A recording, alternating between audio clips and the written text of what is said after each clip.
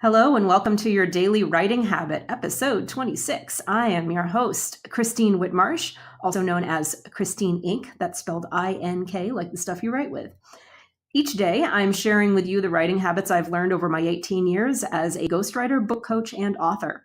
I have found that three things in particular can have a huge impact on your success.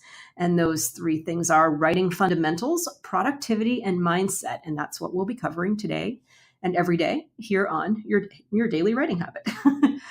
So when I ask my fellow business people if they read fiction books, and this is something I started talking about yesterday, so we'll be talking about the next few days, I usually get are you kidding me?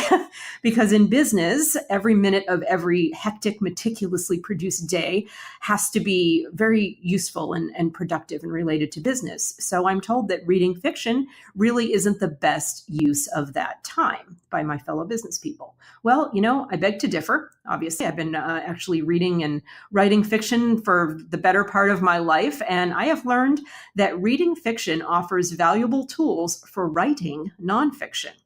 So this week, I'm sharing with those of you who are writing nonfiction books different ways that fiction writing techniques can add depth to your nonfiction book in progress. Today's way is fiction gives life a shape. Fiction gives life a shape. So if you read and write enough fiction, your brain will start to recognize how stories and plot lines are shaped.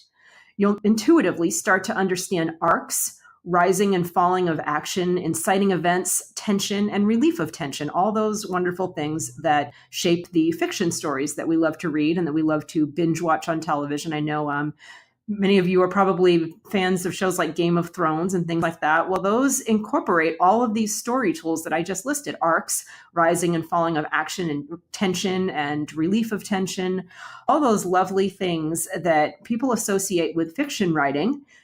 The more that you read fiction, the more you'll learn how to bring those tools over to nonfiction, which will add depth to your nonfiction manuscript. Once you understand how every event has a beginning, middle, and end, you'll learn to tell better stories and also understand other people's stories more easily in real life. So there's an added bonus. That's today's tip. Fiction gives life a shape.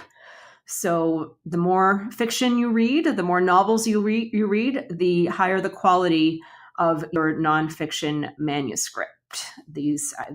For me, they blend together quite seamlessly. For me, it's not, when people ask me as a ghostwriter, do you write fiction or nonfiction? I write both, because for me, story is story. And I love playing with nonfiction and fiction techniques in separate books and mixing them together. For me, writing is writing. So I hope you'll take that to heart and add some fiction novels, some wonderful classics, especially, to the books that you're currently reading. For me, it's at my bedside, but wherever you keep your books.